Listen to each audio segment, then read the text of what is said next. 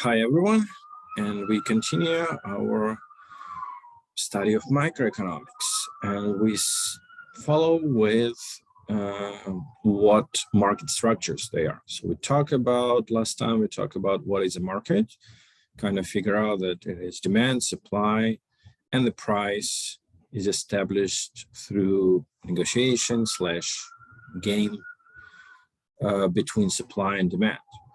No, that's the market. The market over time result in four structures, but there are just kind of four defined structures and a lot in between. It's a spectrum. It's not just competition and monopoly, as you can see from the title, the corner market structures. They are opposite to each other, but they also don't exist in real life almost never. And most markets are somewhere in between, but we need to understand how they defined, what are the features. And again, as with most other topics, things are, just a second, yeah, things are changing. And we evolve, society evolves, our understanding of what's going on evolves, and largely to, again, data collection. We just know today much more than we knew before. And so we know that the way, if you Google definition of monopoly straight from the beginning, it's wrong by today's standards, because as we're gonna see what monopoly is and what it means, it is effectively illegal in most countries, including the United States, to have a monopoly. And so you may guess, if you have a monopoly, you will try certain ways to disguise it as non-monopoly. And that's what companies like Google, Amazon, that Facebook, that are clearly monopoly, and yet they get away with it because they take a lot of legal actions not to be defined as monopoly legally, because monopoly is illegal, or rather put it, unregulated monopoly is illegal. So if you are a monopoly, there are certain laws that well, we'll talk about it, but basically it's illegal to be just a monopoly without control. So it's not that easy. And collecting data, now we know that certain old school definitions no longer work, because you can have Google, that is a monopoly, but if you just say,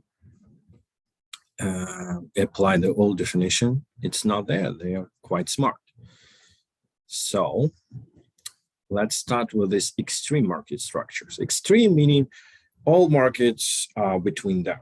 And we have competition, but rather perfect competition. So competition used kind of broadly as a concept. And perfect competition is that corners, basically, market structure or extreme market structure. And on the other side of spectrum is monopoly. And you can see that, again, if you Google both of them, you will find that competition is a market structure with a lot of producers and a lot of consumers. And monopoly is a market structure with just one producer. And that is an old school definition. And that is no longer true, because you can have even one company that produce some product, let's say Google, but they will remain quite competitive, because there are other companies that want Google's business and they push them towards competition, even though they haven't succeeded, because Google provides kind of competitive pricing effectively, and it does not utilize its monopoly position. So what we know today and how we look at this and how we define market structures is using power, negotiation power, power over establishing the price.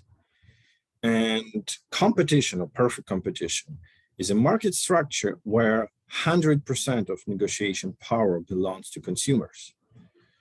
And it doesn't matter, it could be one producer, two. So traditionally, yes, the situation where the power belongs to consumers is when consumers have a choice. So it makes sense in most competitive markets do have a lot of producers, but that's not the point. That's like a dangerous path to go, because we'll see some examples where you think there are a lot of producers. You think there are a lot of hospitals. You think there are a lot of eyeglasses. Very amazing example, actually. There are so many brands of eyeglasses, prescription eyeglasses particularly. So many brands, so many places you can buy, and it looks like it's competitive. But in United States, all eyeglasses are produced, not even produced, but are sold by one company. Different brands. You can buy in Costco, you can buy from your doctor prescribing you, and some kind of insurance recommends you. All of that belongs to one company. It looks like competition, but it's not. On the other hand, I said Google, purely monopoly, or mostly monopoly, but it's very competitive pricing. They don't have much room for negotiation over price. So we use that concept of negotiation power over price. So as I talked last time, the market, the normal market, and most markets have a room. There is a bottom price that producers are ready to sell, and there is a much higher price that a lot of consumers are ready to buy this product. And so the negotiation power is in this range. Yes, the higher the price, there will be less consumers, but as analysis shows, data confirms, we are non-linear. So which means if you are a monopoly in pretty much in any business, it's more profitable to sell for higher price to less consumers. It's just more profitable because we have fewer very wealthy people. If you got that consumer range, you will, again, data confirms, you just make more money. So monopoly tend to do that. They limit the supply, they sell a little bit and price a lot. While competition and consumers like obviously lower price, and yes, they buy more, and that's part of their negotiation power, right? And mostly to understand the markets, how they operate in their core, if you can imagine farmers market, because it's a raw market. It's in kind of a raw form of market. You go to farmers market, kind of real farmers market, where you have farmers and you can negotiate the price. That's how it explicitly works. In most markets, you go to store, price is set, then you make decision buy it or not, and then companies, economists, guys like you from college with degrees in business, mostly finance economics, they sit and analyze the data and see what is the response of consumers to our sale, for example, or inflation, and we kind of jump on that train of inflation and increase our price. What's the consumer response to that? And they sit and analyze, and so it's not explicit. But farmers markets are great because it's very explicit. You go and you see, I got apples, and this farmer sells it for $1.50.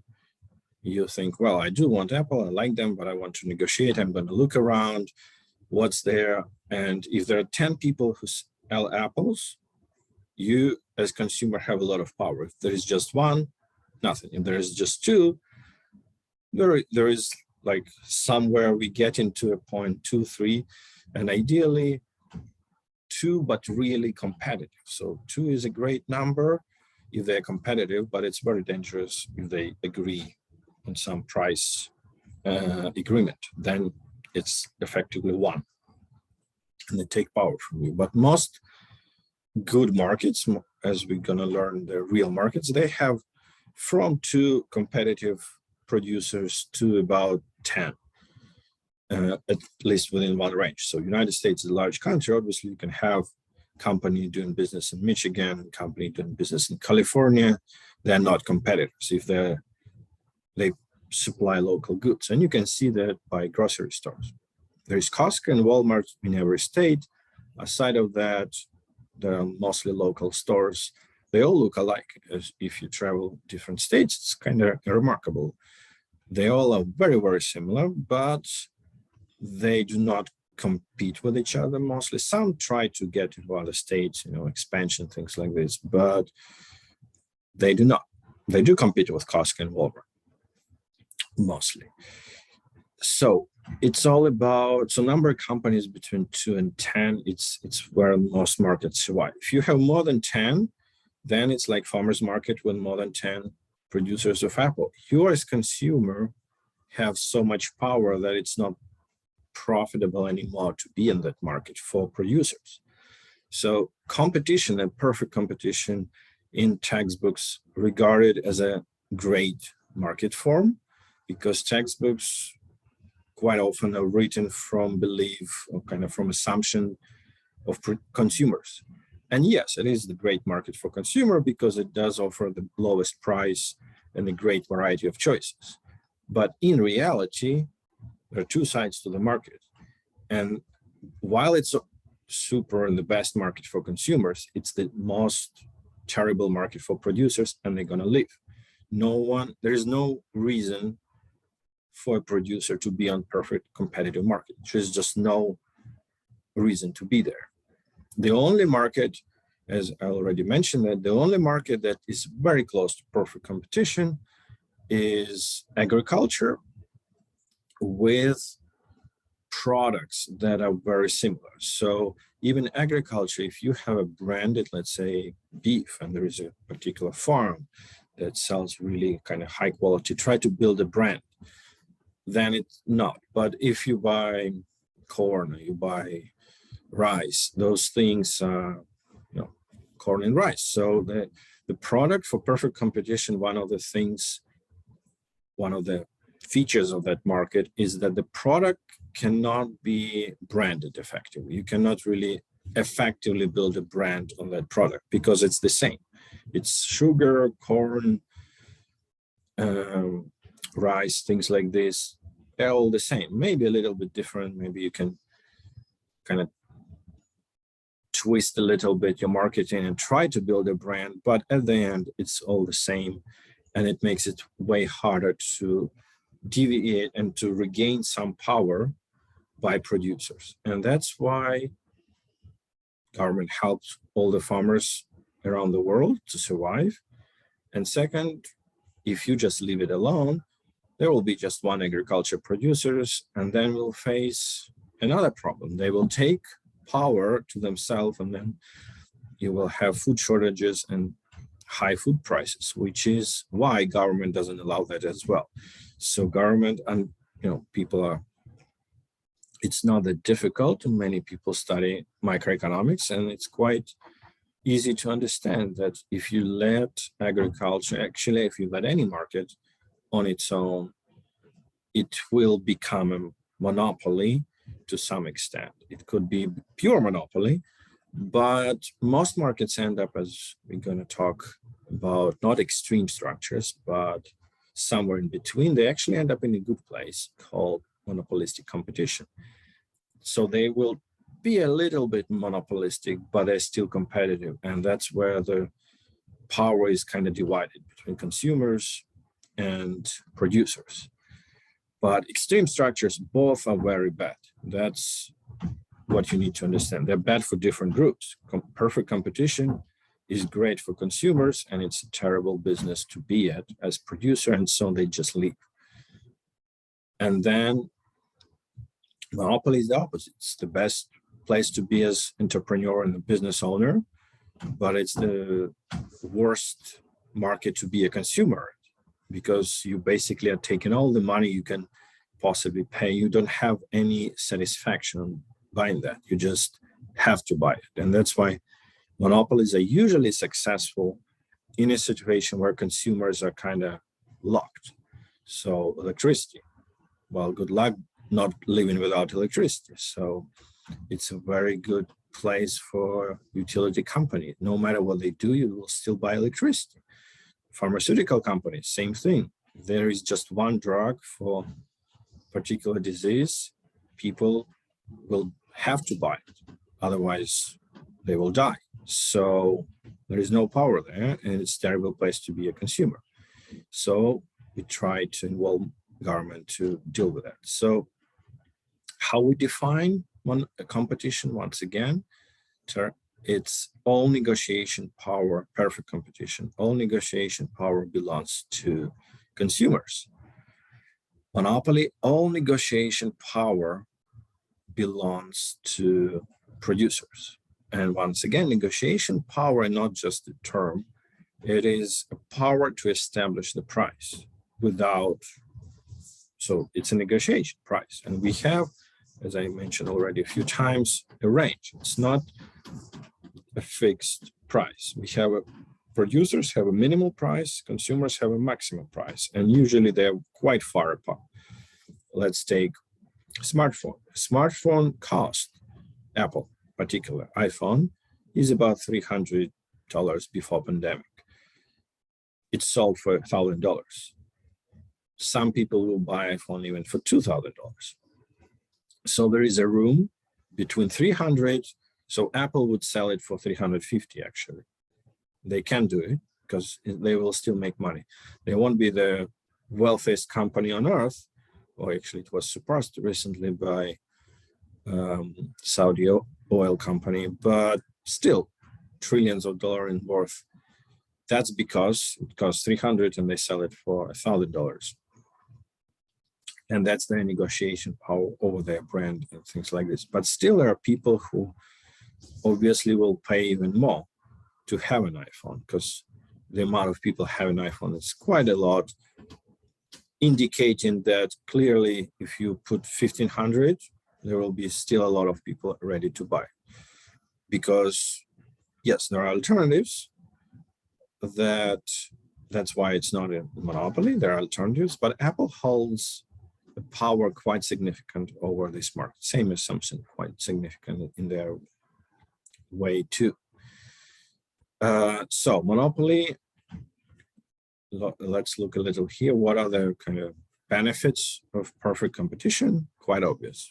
Cheap prices for consumers. What's the downside?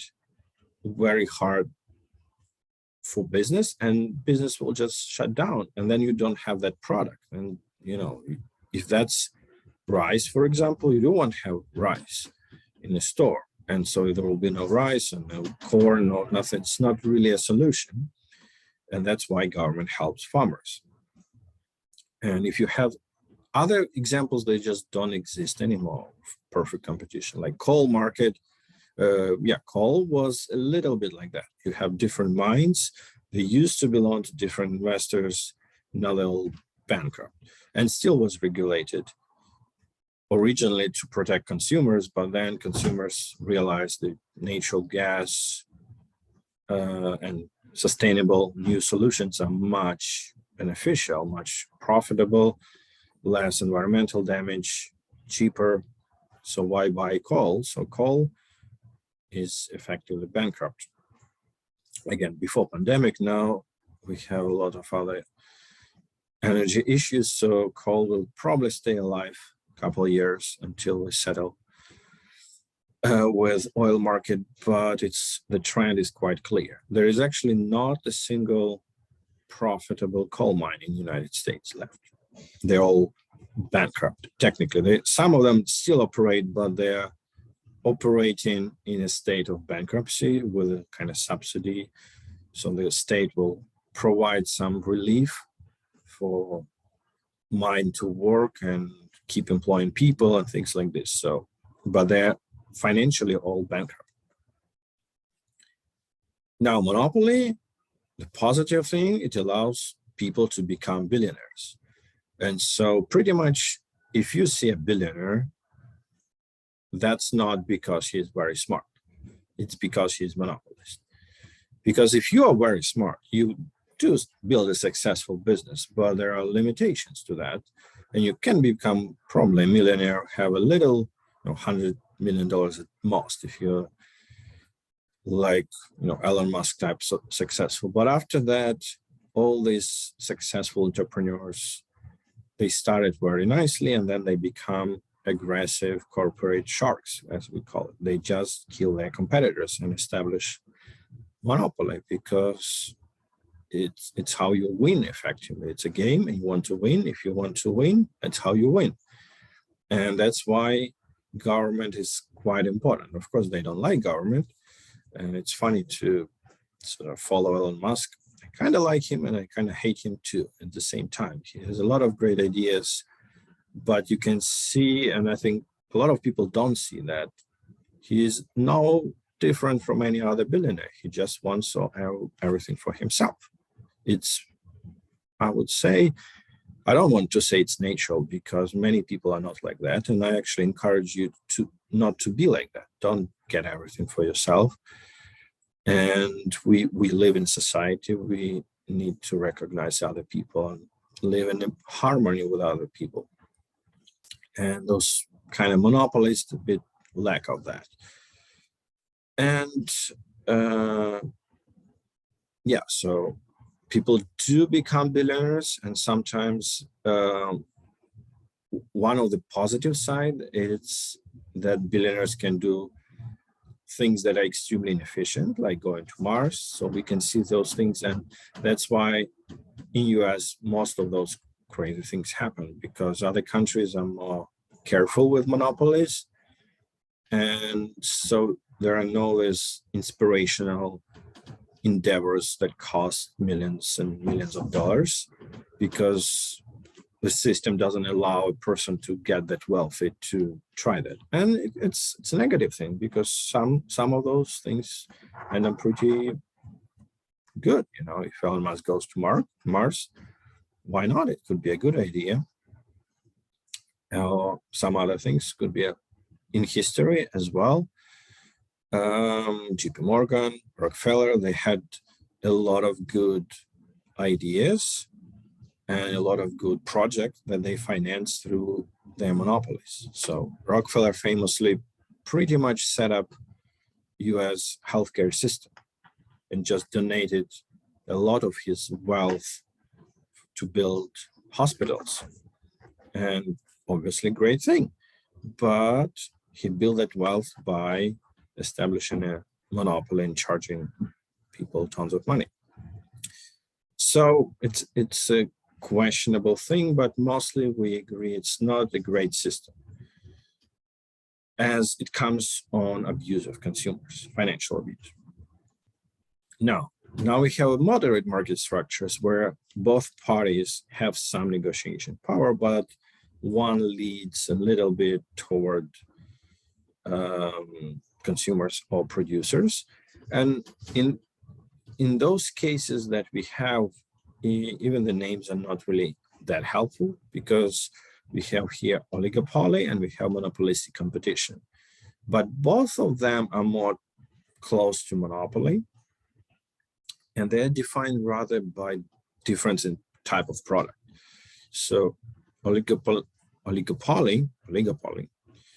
is, so in both cases, we have from about 2 to about 10 producers in numbers, real producers that compete with each other, not some kind of scheme. However, oligopoly is a market where the product is, again, hard to brand. So it's type of product that is the same from every producer. And monopolistic competition, which is the most successful business structure that we have. So most good markets that we have, the most good products that we have, are actually monopolistic competition. And you can recognize it very easily. Brands. Any market that has brand is a monopolistic competition. iPhone, Samsung, Calvin Klein versus whatever, H&M. All that is monopolistic competition, because monopolistic competition is not just the amount of companies that becomes irrelevant. What's relevant and what's different from oligopoly is the product. In monopolistic competition, even though it's close, you can set up your company and put efforts in building a different type of clothes. And within that range, you offer a consumer your product. And why it's called monopolistic competition, because you are monopolist in establishing price for your brand. So Apple can put any price they want on iPhone. They're monopolist in offering iPhone.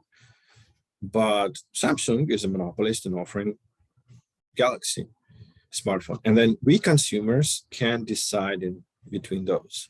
And that's the best market, because unlike situation with oligopoly, where they all two companies offer, let's say Costco and Walmart, they offer rice. If they were offering only rice, that's a very problematic because they cannot put effort. So monopolistic competition, how it works by building brands. What it means, companies put effort in their own product and in their own brand. How Apple compete, they try to be better than Samsung. How Samsung compete, they try to be better than Apple. How companies in oligopoly market compete, they cannot be better. They cannot produce a better product. So they go to other means of competition. And it is the most interesting market because the only way to succeed in that market is to kill your competitor. Mostly not physically, but economically. But we had times where physical elimination was an option and quite popular one. But in the last 50 years, at least in the United States, we are more towards economic elimination of your competitors. And that's why oligopoly markets are they're interesting to study because they're all about coordination games. You have to figure out what the other side is doing because the only way to compete, you cannot improve your product. It's just rice. You can maybe try to improve rice, but better not. What you can do is to improve your delivery system or just to improve location of sale or ideally to destroy your competitor. And that's why it's very interesting because you are in active business games. There are a lot of movies about it. There are a lot of smart strategies. If you find someone who is successful in that market, kind of always makes a Hollywood movie because it's a very, very tough job. You cannot improve your product. You have to be smarter than your competitor that wants to eliminate you. So it's very interesting, but also very problematic. And they're not really that good because it's not sustainable. So oligopoly market structure is very fragile. It either become monopoly. So let's say there are two companies, right? They operate in the same town and they sell rice to everybody. They're just two rice suppliers. What they will try to do is either kill each other, then the option economically. Then the option is one of them succeeds and there will be just one. If none of them succeeds, they can also agree on some kind of division and then still will be a monopoly. So outcome is pretty much, if we assign probabilities, it's like 25% chance company A wins, 25% chance company B wins, another 25% chance they agree on cooperation, and only 25% chance they will continue to compete, and then it will be a competitive market. So it's 75 going to monopoly, 25% chance can become a competitive market and remain competitive, and so it will be close to competition. And even though it's rare, because if we're, as we're going to study rational thinking, economic thinking in particular, rational economic thinking, looking at these odds and say we have to cooperate. But historically,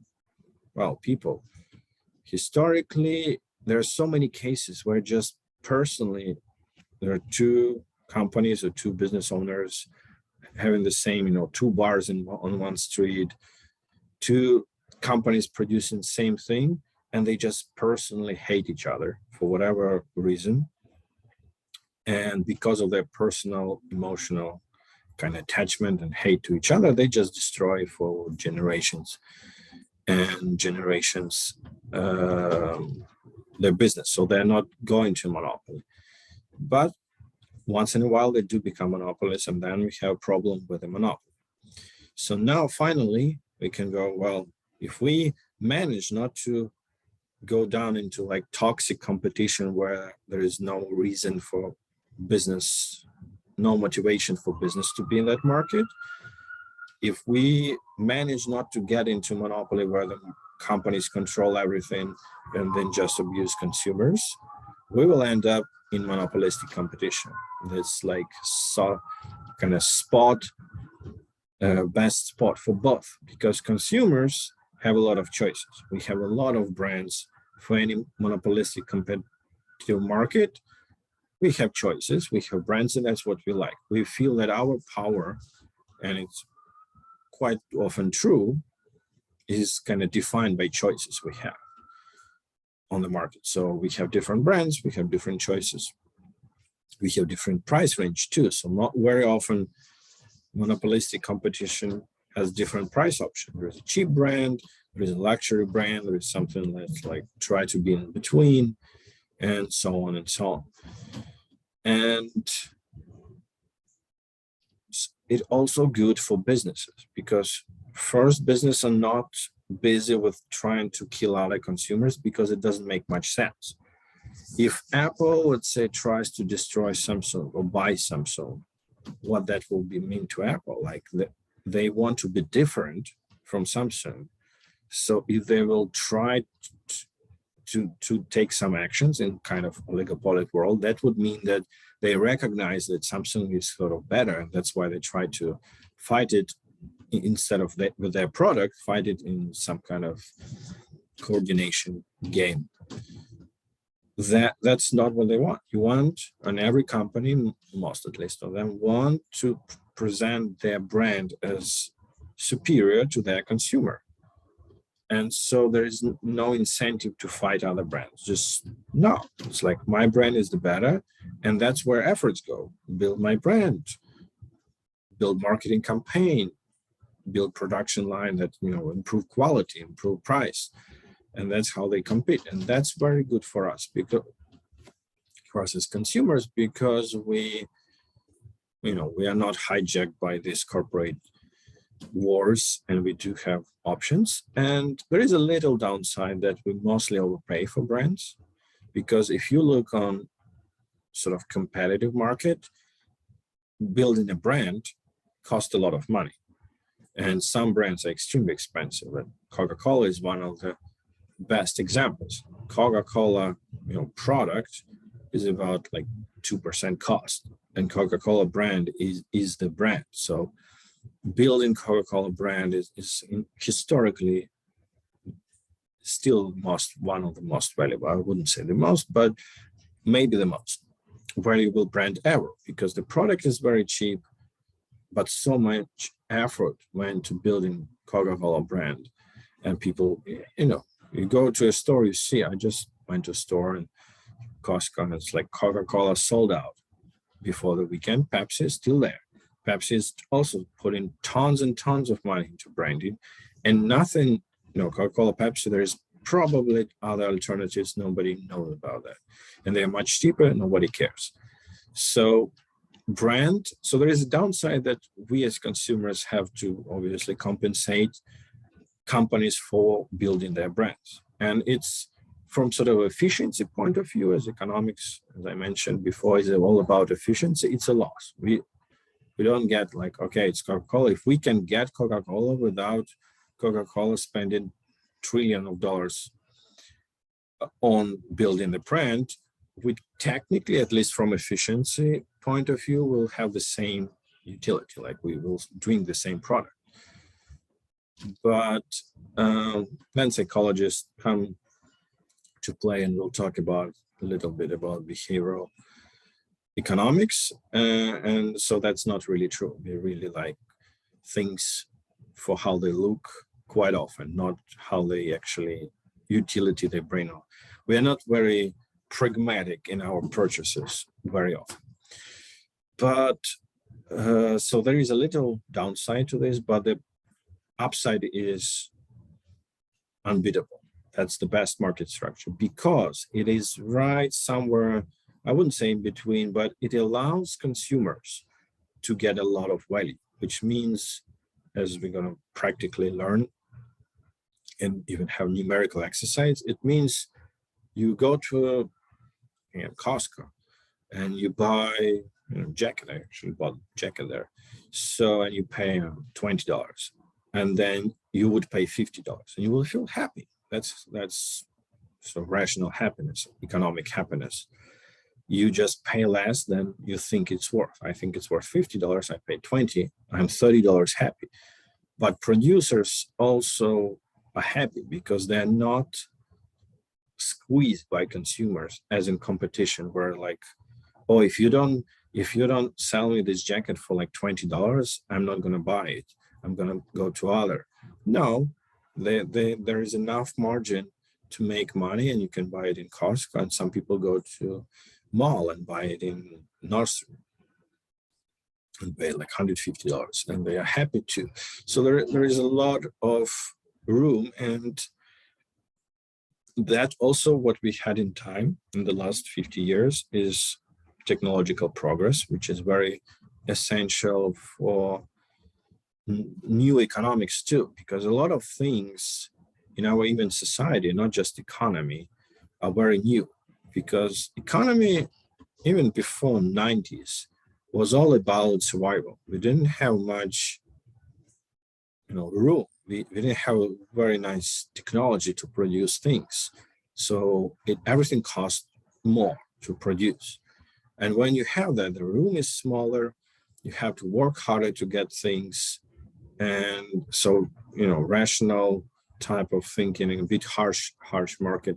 Today, again, before pandemic also changed lots of things with our we had it too good, because before pandemic, everything was produced on such a cheap rate. And you're going to see some example, especially clothes. Clothes is just basically to a point where the main concern with clothes is waste. People buy and produce and buy so much clothes that they don't wear that, and they just throw it away, and that creates tons of waste globally. And you may guess which country contributes the most to that process. But that's, I think, next week you're going to have those kind of videos to watch. And one of those is about what's called fast fashion. So that's one of the example. We became so good in producing things so cheaply that this gap between how much it costs, like this jacket might cost $2, but I'm ready to pay for it $50. So this margin is so large. And then, so there's a lot of room to be happy. Companies are happy to sell it for like $2.50, and I'm happy to pay like 45 for it. So there is a huge room for us to be happy if we end up in 20. Like that's why our markets, consumer products, are extremely well, and kind of make us happy quite well. But we do have other problems that we're going to see that's also resulted organically from technological progress. But for now, we just need to remember all this market structure. So extreme meaning they're more theoretical and conceptual rather than real. They don't exist because, again, perfect competition literally has no incentive for business to run. They don't make any money, they have zero profit. All that doesn't make any sense. You would shut down the company the next day if you were owner of the company, and there is no future to get out to some other market structure. On the other spectrum, if you are a monopoly, you can charge what you want. Consumers will rebel so politically, will rebel so harshly that the government will shut you down, because we live in a democratic society, and that's how the system works. So we had, so utilities is a great example, and we had some problems with Texas and northern Florida that indicates that when we had pure monopoly by design, utility companies, if they go off rail basically and they start charging what they want, you will see political consequences right away, because people will go to protest, people will call nonstop and make their political elected leaders to change that, because that's how it is. So being that type of real monopoly, that not hiding like Amazon and Facebook, not doing things that we're going to learn to present that they're not a monopoly and try to go this narrow line that if you are blunt, open monopoly like electric companies they are by design, The moment you start charging what you want and making too much money, people will come for you. So through the government, but they will come for you. So they don't exist, those perfect structures. We mostly somewhere in different versions of monopolistic competition, or if we have a monopoly, it's regulated. If we have a competition like farmers, it's supported by government that creates incentive to stay a farmer effectively. Because if you just let it to market, well, we won't have much food left, or the food will be produced just by one company, which is not good, because we have some types of food that will be also in our class. We have some types of food that are produced just by one company, especially meat. So we have Tyson controls, I don't remember, about 80% of chicken meat production in the United States. 80%, that's huge. And the way they do that, not nice, as you're gonna learn later. So that's it with my market structures, and have a great day.